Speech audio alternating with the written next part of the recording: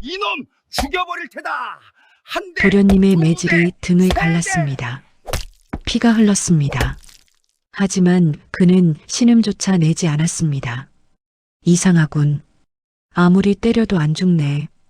도련님이 혀를 찼습니다. 한양의 어느 양반가에 이름 없는 머슴이 있었습니다. 25해를 그렇게 살았지요. 안녕하세요. 야담 임혜창에 오신 걸 환영합니다. 영상 시작하기 전에 구독과 좋아요로 여러분의 사랑을 부탁드립니다. 조선 중기 한양의 어느 양반 집에 낯선 여인이 대문 앞에서 갓난 아이를 맡기고 사라졌습니다. 누가 낳았는지 아무도 몰랐습니다. 매를 맞아도 다음 날이면 일어났습니다. 천한 것이 피는 즐기구나. 주인 양반이 중얼거렸지요. 그날 밤 헛간에 누워있던 그는 꿈을 꾸었습니다. 여인이 아이를 안고 도망치는 꿈이었지요. 이 아이만은 살려야 한다. 얼굴은 보이지 않았습니다. 그는 깨어났습니다. 온몸이 땀으로 젖어 있었지요. 머슴은 다른 이들과 달랐습니다. 보름 전 주인 양반의 말이 놀라 달아났던 일이 있었지요. 다른 머슴 셋이 달려들었지만 말을 잡지 못했습니다. 이놈, 내가 가서 잡아와라. 그가 달려갔습니다. 말은 미친 듯이 날뛰고 있었지요. 눈이 뒤집힌 채 발굽을 휘둘렀습니다. 그는 주저하지 않았습니다. 말의 목덜미를 잡았습니다. 말이 몸을 비틀었지만 그의 손은 떨어지지 않았지요. 한식경이 지나자 말이 조용해졌습니다. 저놈이 괴물이 아니고서야. 머슴 하나가 중얼거렸습니다. 닷새 전에는 다른 일이 있었습니다. 사랑채 기둥이 썩어 무너질 지경이었지요. 목수를 부르기 전까지 버텨야 했습니다. 누가 좀 받쳐주고 있거라.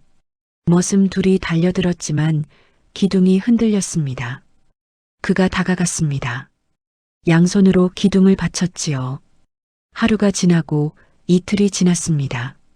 목수가 도착할 때까지 그는 그 자리에 서 있었습니다. 저놈 팔이 쇠로 만들어졌나? 사람들이 수군거렸습니다. 하지만 정작 이상한 건 그 자신이었습니다. 왜 자신은 이렇게 강한가? 왜 다른 이들은 쓰러지는데 자신만 버티는가? 매를 맞을 때도 그랬습니다. 아팠지만 몸은 끄떡없었지요.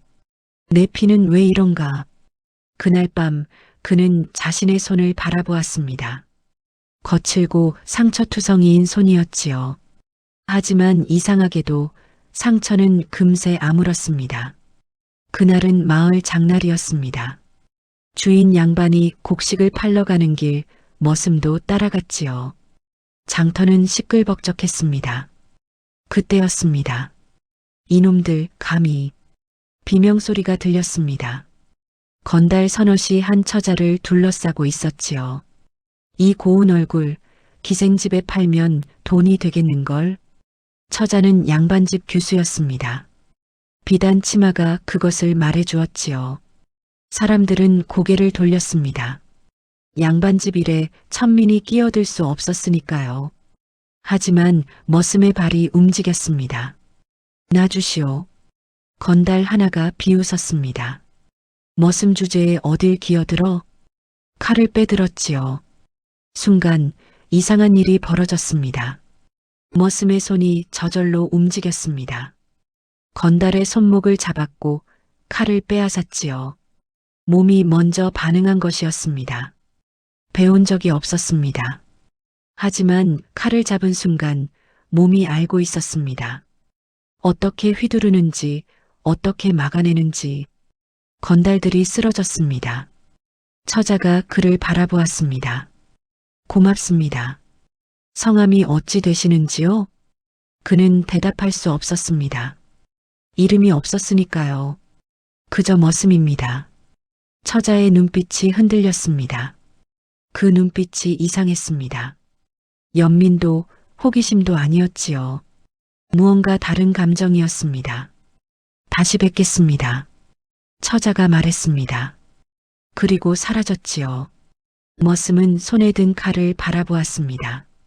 왜 내 몸은 칼을 알고 있는가? 보름이 지났습니다. 그날 구한 처자가 누구였는지 머슴은 알 수 없었지요. 하지만 마을에는 소문이 돌았습니다. 인근 고을 정승댁 교수가 건달들한테 습격당할 뻔했다던데 머슴 하나가 구했다지? 천한 놈이 감히 양반 교수를 건드렸다니. 도련님이 그 말을 들었습니다. 머슴 주제에 양반 교수를 구했다고? 분노가 치밀었지요. 그날 저녁 머슴이 우불가에서 물을 깃고 있을 때였습니다. 누군가 다가왔습니다. 돌아보니 그날 그 처자였지요. 아씨께서 어인일로 감사의 말을 전하고 싶었습니다. 처자가 말했습니다. 칼을 잡은 그대의 손 평범하지 않았습니다. 머슴은 대답할 수 없었습니다. 자신도 모르는 일이었으니까요. 성함을 여쭙고 싶습니다. 이름이 없사옵니다. 처자의 눈빛이 흔들렸습니다. 이름이 없다니 버려진 아이였사옵니다. 주인 어른께서 거두어 주셨지요. 처자는 한참을 말이 없었습니다. 그럼 무엇이라 부르면 될까요? 그저 머슴이라 하시면 됩니다. 아니옵니다. 처자가 고개를 저었습니다. 목숨을 구해준 은인을 그리 부를 수는 없습니다. 그때였습니다.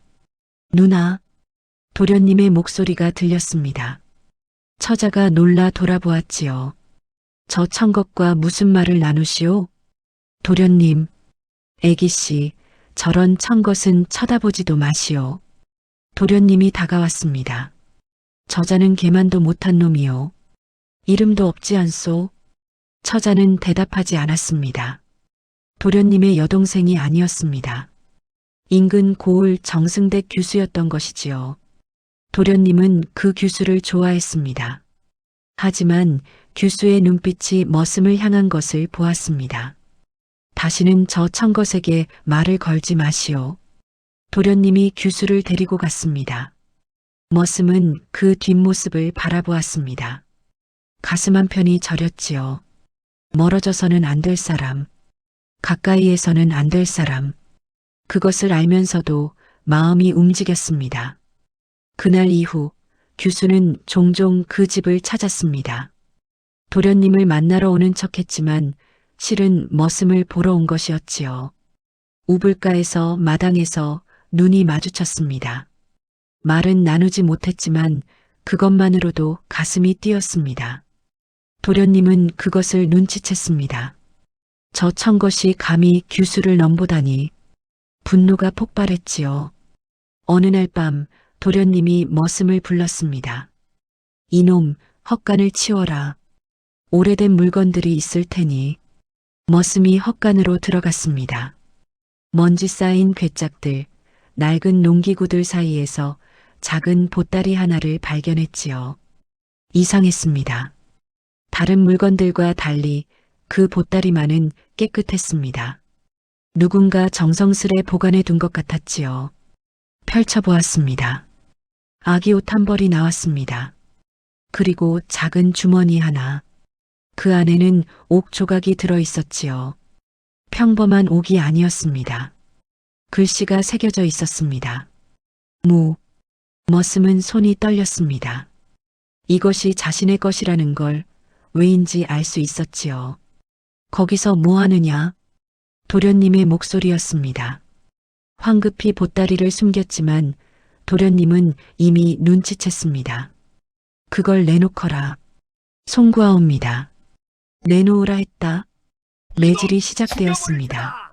하지만 머슴은 보따리를 놓지 않았지요. 처음이었습니다. 매를 맞으면서도 버틴 것이 이놈이 미쳤구나. 도련님이 소리쳤습니다. 그날 밤 머슴은 피투성이가 되어 헛간에 쓰러졌습니다. 하지만 손에는 여전히 보따리가 쥐어져 있었지요. 옥 조각을 꺼내 들었습니다. 달빛에 비춰보았습니다. 무슨 뜻일까요? 누가 자신에게 이것을 남긴 걸까요? 사흘 뒤 주인 양반이 머슴을 불렀습니다. 이놈, 그 옥을 어디서 났느냐? 머슴은 대답할 수 없었습니다. 주인 양반의 얼굴이 굳어 있었지요. 25해 전 일이다. 주인 양반이 입을 열었습니다. 한 여인이 이 대문 앞에 너를 두고 갔다. 피투성이가 된 채로 말이다. 머슴의 가슴이 쿵쿵 뛰었습니다. 여인은 말했다. 이 아이만은 살려달라고. 제발 이름을 묻지 말아달라고. 그 여인은 다시는 오지 않았다. 아마 죽었을 게다. 주인 양반이 한숨을 쉬었습니다. 그 옥을 보니 생각이 났다. 여인도 똑같은 옥을 차고 있었지. 머슴은 옥을 꽉 쥐었습니다. 그 여인이 제 어미였습니까? 그럴 게다. 왜 저를 버리신 겁니까? 주인 양반이 고개를 저었습니다. 버린 게 아니다. 살린 거지. 무슨. 여인의 옷에 피가 묻어 있었다. 칼에 베인 상처였지. 누군가 쫓아오고 있었던 게다. 머슴은 숨이 막혔습니다. 여인은 말했다. 이 아이의 피는 감춰져야 한다고. 그래야 살 수 있다고. 피라니 무슨 뜻입니까? 주인 양반이 옥을 가리켰습니다. 무라는 글씨, 무인 집안의 표식이다. 그것도 아무 무인이 아니지. 조정의 무신 가문. 영모로 멸문당한 집안이 있었다. 25해 전, 바로 그 해의 말이다. 머슴의 온몸이 얼어붙었습니다. 여인은 그 집안의 사람이었을 게다. 그리고 너는. 주인 양반이 말을 멈췄습니다. 살아남은 핏줄. 머슴은 그 자리에 무릎을 꿇었습니다. 어미는 자신을 버린 게 아니었습니다. 살리기 위해 숨긴 것이었지요. 그리고 그 피는 지금도 자신의 몸속에 흐르고 있었습니다. 강한 피, 꺾이지 않는 피, 칼을 아는 피, 무인의 피였습니다. 이 사실을 아무에게도 말하지 마라. 주인 양반이 경고했습니다. 조정이 알려지면 너는 죽는다. 역적의 자손이니까. 머슴은 고개를 숙였습니다. 알겠사옵니다. 하지만 도련님은 이미 알고 있었습니다. 사랑채 밖에서 모든 대화를 엿들었던 것이지요. 역적의 자식이었구나. 도련님의 입가에 비웃음이 번졌습니다. 이걸 조정에 고하면 상이라도 받겠지. 그리고 규수도 더 이상 저 청것을 쳐다보지 않겠지. 그날 밤 도련님은 몰래 관아에 고변장을 보냈습니다. 머슴은 그것을 몰랐습니다. 다만 이상한 예감만이 들었지요. 그날 밤 규수가 몰래 찾아왔습니다. 도망가셔야 합니다. 아씨, 도련님이 조정에 고할 것입니다. 저는 방금 고변장을 보내는 걸 보았습니다. 머슴의 얼굴이 굳었습니다. 그럼 당신은 죽습니다. 규수의 눈에 눈물이 고였습니다. 저는 당신이 말을 잊지 못했습니다. 머슴은 그제야 알았습니다. 규수의 마음 그리고 자신의 마음을. 아씨, 머슴이 손을 뻗었습니다. 규수의 손을 잡았지요. 살겠습니다, 반드시. 어떻게 해요, 광군이 오면. 그 전에 제가 먼저 움직이겠습니다. 머슴이 일어섰습니다. 규수를 바라보았지요. 한 가지만 약속하시오. 무엇을요? 저를 기다리지 마시오. 저 같은 역적의 자식을. 아니옵니다. 규수가 소리쳤습니다. 당신은 역적이 아닙니다. 당신은 역적의 피를 타고났습니다. 그것만으로 충분합니다. 머슴이 돌아섰습니다. 하지만 잊지 않겠습니다. 제 피를 알아준 단 한 사람. 그리고 사라졌지요. 이튿날 새벽 광군이 들이닥쳤습니다. 역적의 자손이 이 집에 있다 하였는데 주인 양반이 나섰습니다. 이미 도망쳤소이다. 광군이 집안을 뒤졌지만 머슴은 없었습니다. 찾아내지 못하면 이 집안도 무사하지 못할 것이요. 광군이 으름장을 놓고 떠났지요. 도련님은 비웃었습니다. 역적놈, 이제 끝이로군. 하지만 그날 밤이었습니다. 도련님의 방 창문이 열렸습니다. 머슴이 서 있었지요. 네, 넌 도망쳤다며. 도망치지 않았습니다. 머슴의 눈빛이 달라져 있었습니다. 당신이 고변한 것 알고 있습니다. 그래서 어쩔 건데? 넌 이미 죽은 목숨이야. 머슴이 칼을 뽑았습니다. 도련님의 목에 갖다 댔지요. 죽일 수도 있습니다. 하지만 죽이지 않겠습니다. 뭐라고? 당신을 죽이면 저도 역적이 되니까요. 칼을 거두었습니다. 대신 명심하십시오. 당신이 좋아하는 그 규수, 다시는 당신을 쳐다보지 않을 것입니다. 도련님은 그 눈빛에 압도되어 아무 말도 못했습니다. 머슴은 창문을 통해 사라졌지요. 사흘 뒤 광군이 다시 찾아왔습니다. 역적의 자손 잡았소? 규수의 얼굴이 하얗게 질렸습니다. 하지만 광군이 끌고 온 사람은 머슴이 아니었습니다. 전혀 다른 사내였지요. 이자가 거짓으로 역적 행세를 하며 떠돌았소. 진짜 역적의 자손은 이미 죽은 지 오래라 하오. 주인 양반이 고개를 끄덕였습니다. 거짓이었습니다. 머슴이 꾸민 일이었지요. 자신의 흔적을 지우기 위해 가짜를 내세운 것이었습니다. 이제 이 건은 끝났소. 광군이 떠났습니다. 한 달이 지난 어느 날이었습니다. 규수가 우물가에 나갔을 때 그가 서 있었습니다. 당신, 아씨, 머슴이 아니었습니다. 무인이었지요. 짧아진 머리, 달라진 옷차림. 하지만 눈빛은 그대로였습니다. 다시는 머슴으로 살지 않겠습니다. 어디로 가실 겁니까? 북쪽 변방입니다. 이름 없는 군졸로 살겠습니다. 규수의 눈에 눈물이 고였습니다. 꼭 살아 돌아오십시오. 무인이 고개를 저었습니다. 약속드릴 수 없습니다. 손을 내밀었습니다. 규수의 손을 잡았지요. 하지만 당신만은 잊지 않겠습니다. 제 피를 알아준 단 한 사람, 저도 잊지 못할 것입니다. 규수가 울먹였습니다. 이름도 모르는 당신을. 무인이 옅게 웃었습니다. 이름은 필요 없습니다. 이름을 가지는 순간 저는 역적이 되니까요. 그리고 떠났습니다. 규수는 그 뒷모습이 완전히 사라질 때까지 서 있었습니다. 10년이 흘렀습니다. 규수는 시집가지 않았습니다. 집안에서 아무리 재촉해도 고개를 저었지요.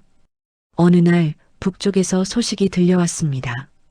변방에 이름 없는 장수가 있다던데 오랑캐 수백을 물리쳤다 하오.